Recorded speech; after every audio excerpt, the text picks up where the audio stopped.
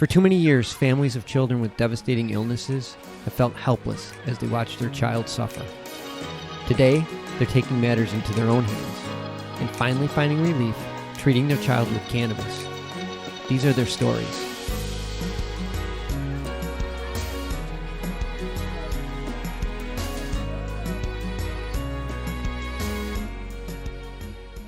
Hey guys, welcome to another episode. Hello. So Tonight excited. Yes, we have a special guest today. Her name is Mieko Hester-Perez, and she's part of the Global Healthcare and Autism Advocate for Cannabis Safe Analytics Lab. She's also the Senior Cannabis Policy Advisor, Pereira Biosciences, and she's the president of CA Corporate and Attorney Services. Guys, bear with me. This young lady is it in the West Coast because she does so much. She's also the director of product development for MD Exclusive CBD. She's a board member of the California Aquatic Therapy and Wellness Center, the board member of a Chalkin Social, and she's also the honorary board member for the Puerto Rican Society of Cannabis and Science and Medicine. And not to mention, she's the board member of Normal Women's Alliance. Wow. My God, I had to breathe in between us. But thank you, and thank you for joining us, Mieko. Welcome. Thank you for having me. I want to meet Mieko now. Yeah, right? Oh, right before you start, we have a little disclaimer. We have another guest here. Just in case you hear him chime in. Hear a little voice chiming in. Is Aiden, the man, the myth, the legend, the reason why we're here.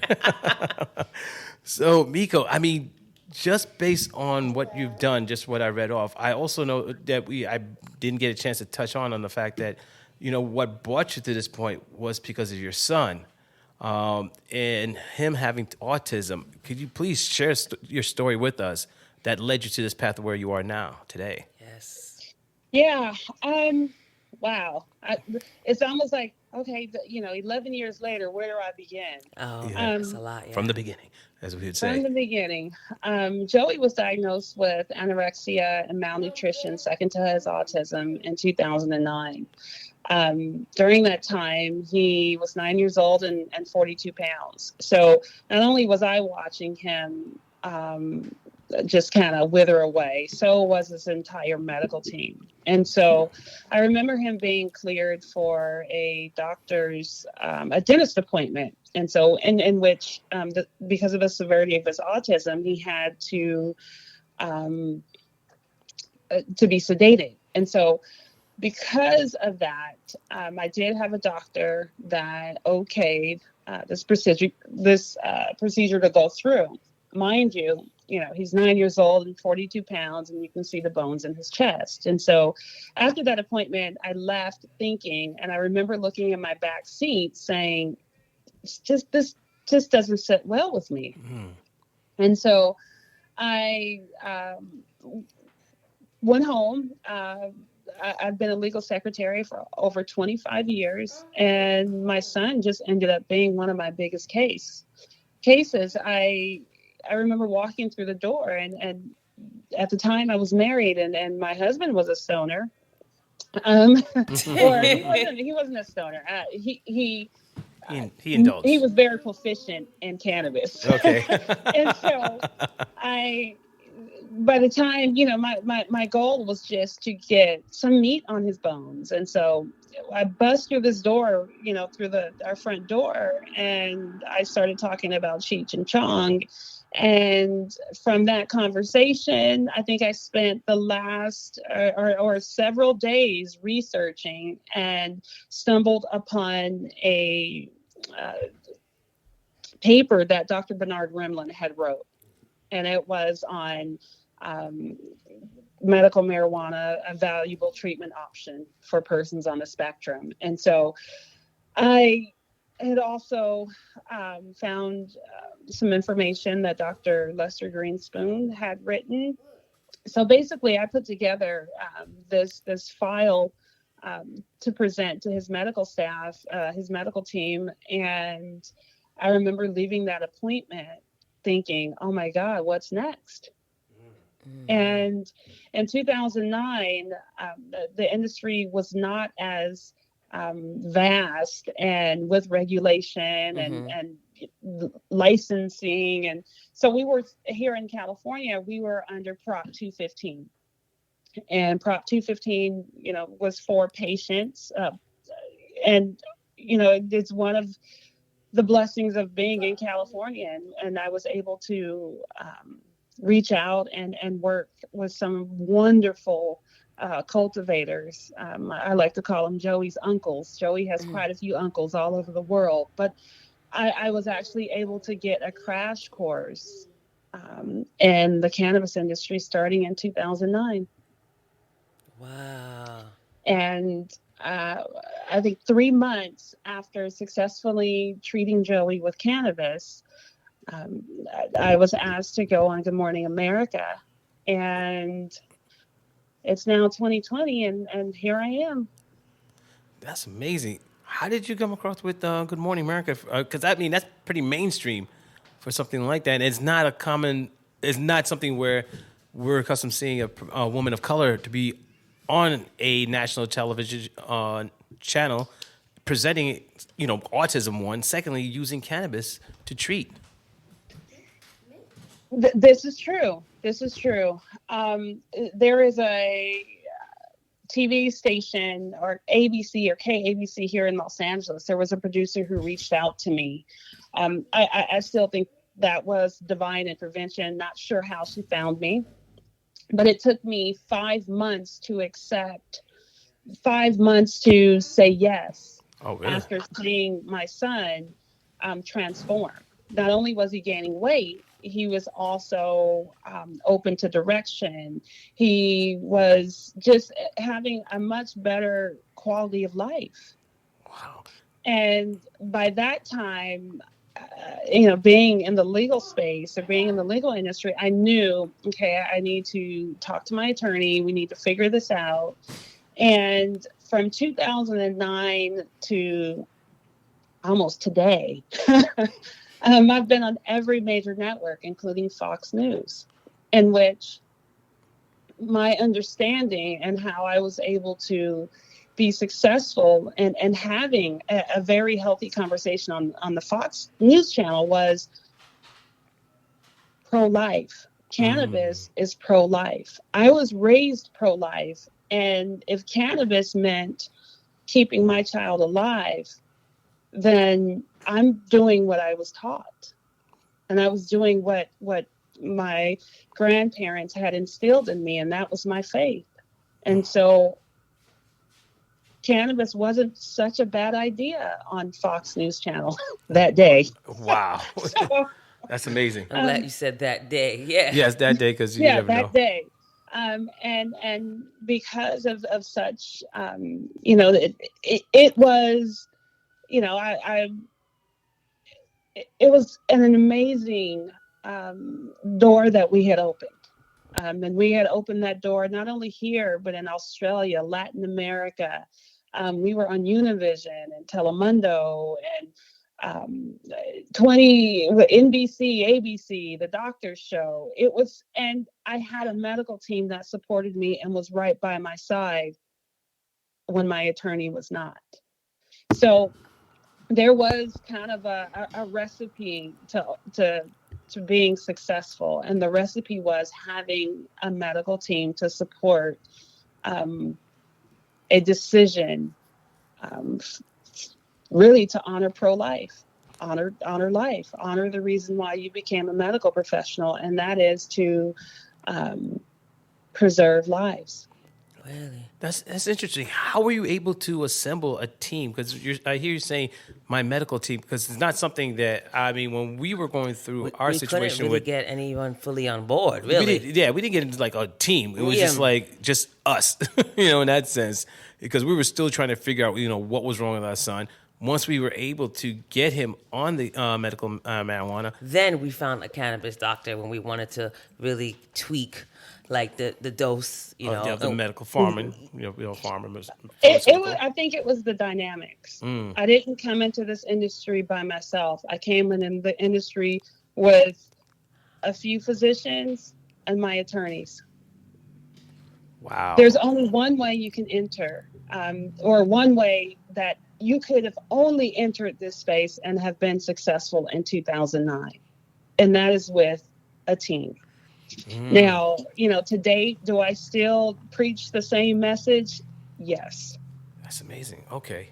Yeah, and even when we do our podcast, we always tell people just to get a medical cannabis doctor. Yeah, to help you, guide you, to be there, to be like, I'm doing this, with guidance of a medical professional. Yeah. Well, I think that is great, and I think, but there's also a lack of guidance when it comes to children on the spectrum specifically.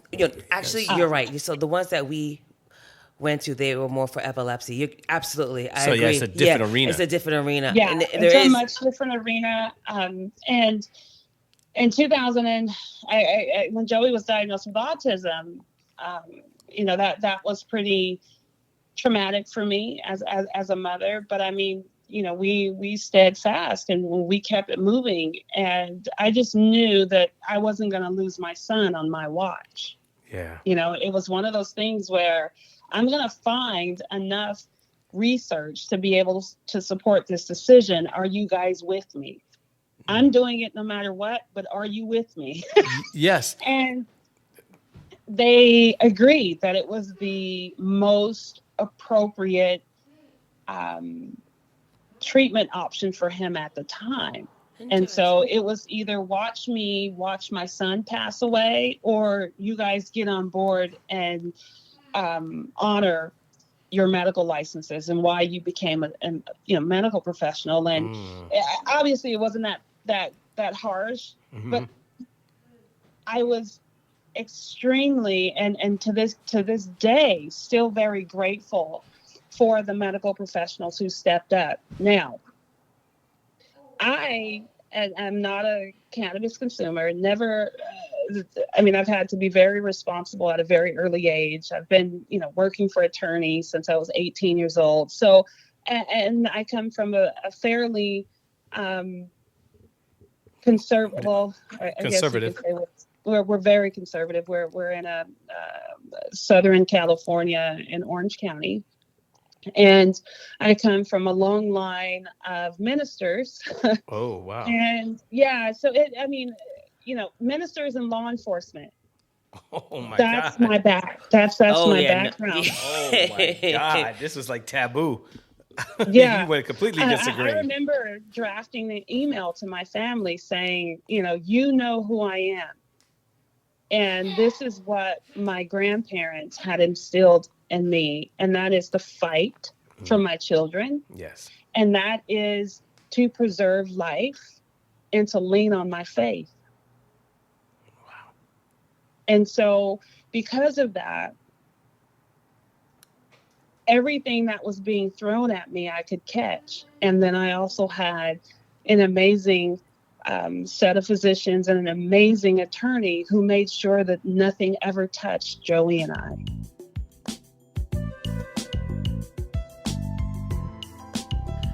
Wow, it's a lot to take in. It's a lot to take in, the story itself. And so, in terms of for the listeners, like you said, you did a lot of research. How did you find this research in 2009? How did you find? Exactly. Yeah, that's what I had to go to the books. I had to walk into a library and start going through books. Wow. That's 2009. crazy. Yeah. There was some research that was available, but it wasn't. I knew that the medical doctors were not going to go, okay, Mieko, you just printed this out and put it together. No, I actually had to pick up the phone and call Dr. Lester Greenspoon. I had to call, where is Bernard Rimland now? I'd realized he had passed away in 2006. This became one of my biggest cases in which I had to put together a Bible of knowledge and a Bible of support to support keeping my son alive. Wow. So for you, your main objective was to increase his appetite. Right. Okay. Right. So that's where I thought, and so going back, I had to, and obviously autism was a new term. You know, autism in 2000, in the 90s, autism meant you were an idiot savant. It did not mean Unfortunately, yes, the yeah. autism condition that it is today. So I had to rethink and dig deep into brain trauma in order to find the information that I needed to support protecting the brain. So it wasn't necessarily autism. Titles didn't necessarily say autism, but they said brain trauma or, you know, brain like a damage or say, and which makes sense. Yes. Okay. Yeah, it makes sense to you and I, but not necessarily. Everything was just so new. You know, everything. You know, Joey was diagnosed with autism in 2001. Wow. Okay. You know, so it was a very everything was new, including, you know, the cannabis landscape was new. And so because of that, I ended up working with, you know, Ed Rosenthal, Jorge Cervantes, you know, the pioneers, DNA genetics, and it was, and they knew how much of a straight, and you know, I was just like the nerd who popped up. I didn't know much about the industry. I'm not a consumer, but I knew what happened to my son. And then I could make, because I remember sitting in a room with Dr. Robert Melamede, and he was a cannabis science professor out of Colorado Springs. And I listened to his lecture one day, and of course it was science. Okay, I don't consider myself a huge science buff, so I was listening to him speak, and after his lecture, I said, I understood everything. So let's sit down so you can understand the other side.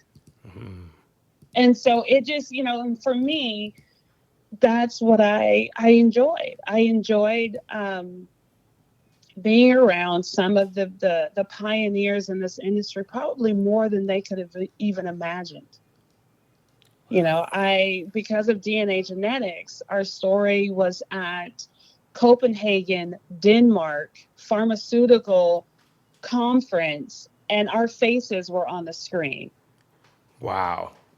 So we were transiting, and we were actually, you know, as we continued to go mainstream, you know, there was a certain obligation that I felt that, you know, there were a lot of catch-22s.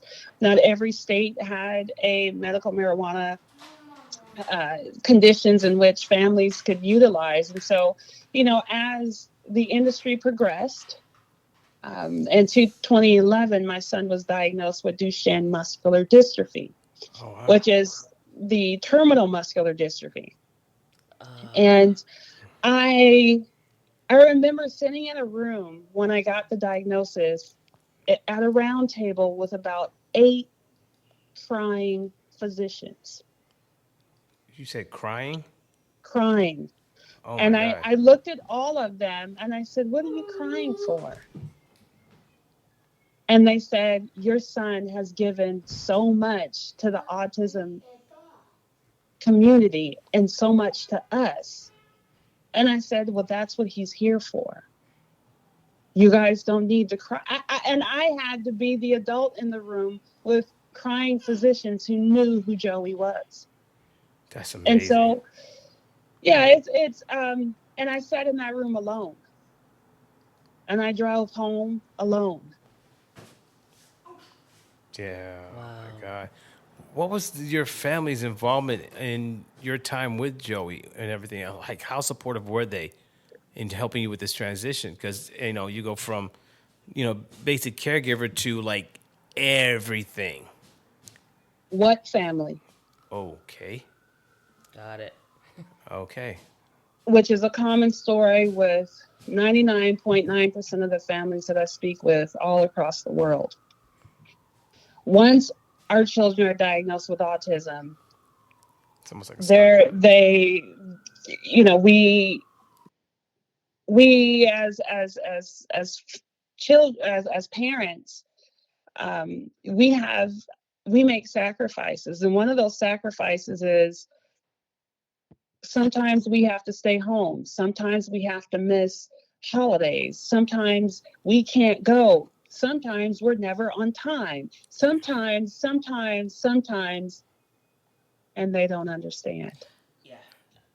Yeah, we had that experience. You can't go out to certain dinner events, family events. I mean, I remember at one time that Aiden had a seizure in front of my family, and they just jumped back as if someone attacked him or something was wrong. It's like, what was that?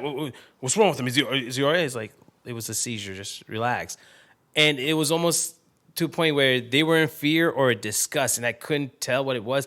And part of me was kind of ashamed. I'm like, you know what? I can't be around my family with my son going through this. You know, it's just like, it wasn't the reaction you expected, but I also understand that it's not something they're accustomed as well. Exactly. So they don't know how to cope or deal. And, you know, Right. and one of the things that, you know, they always say, hey, you want a gift? We'll send him a gift. I'm like, no, spend time with him. Let him get to know you. Sending a gift is easy. Exactly. It was so funny. So we, in terms of, we didn't really go out without Aiden very much, but if we did have someone to take care of him or babysit him when we went out, a wedding or an event, they just had to be not afraid of his seizures. Yeah. That was the whole criteria. Yeah. It wasn't, and not like, be on eggshells. Yeah. It would just be like, all right, like my brother, like he would just take care, because my brother, he wasn't scared of him. And, so that's what it was. And it's hard to find even family members who could understand that. Or even have a little bit of compassion. Yeah, exactly. And like little things, because kids with autism and anytime they need structure, right? So they have to go to bed at a certain time. And in our culture, the kids stay up late. Yeah. I don't know if that's... Yeah, right? Yeah, or late or not at all. Yeah, right? Let them run wild, especially boys. Yeah, so they're up late. You'll have a family event, and they say they're going to start at 5. It doesn't start until 11.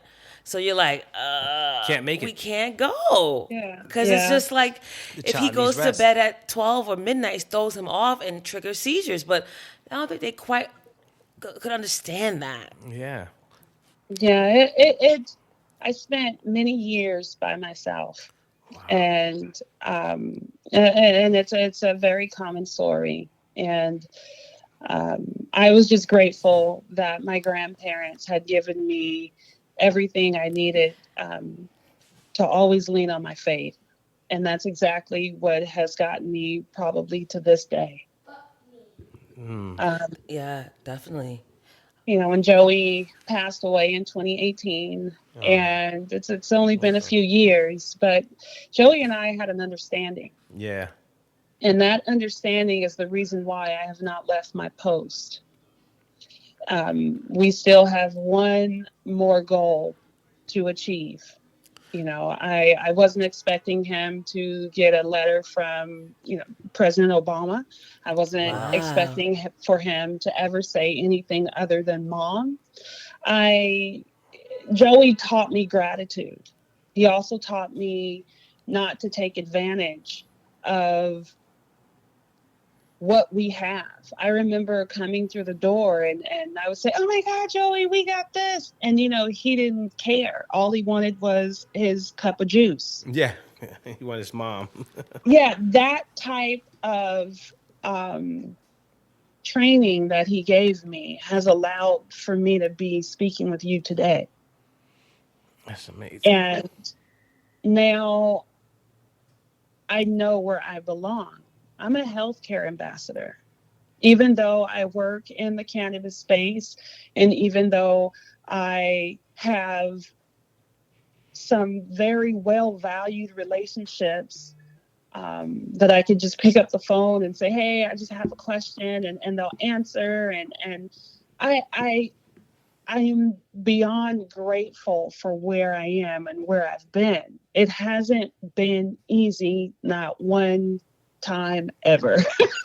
Like it has been a constant, fight. But at the end of my day, I would come home and look at Joey and say, oh, it was worth it. Yeah. You know, that is true. it was worth it. I had, to strong arm his, everyone in his IEP meeting today. And then I could just laugh. And I think that's what I mostly miss right now is not being able to come home and say, Joey, we did it. But I think he still hears me when I tell him that, because he played such an intricate part in the person you see today. And that is, my job is to come in and protect families as a healthcare ambassador. Wow. For our part 2, I would love to have you come back on and for us to continue this conversation, because a certain sense, I feel like we're just scratching the surface of what, as families, we go through, and looking for that support and looking to help our families and help us, in a way, because this is not easy. So, ladies and gentlemen, I want to say goodnight. Thank you for checking in. Get ready for part 2 because, oh, man, we're going in. Okay? Thanks for listening.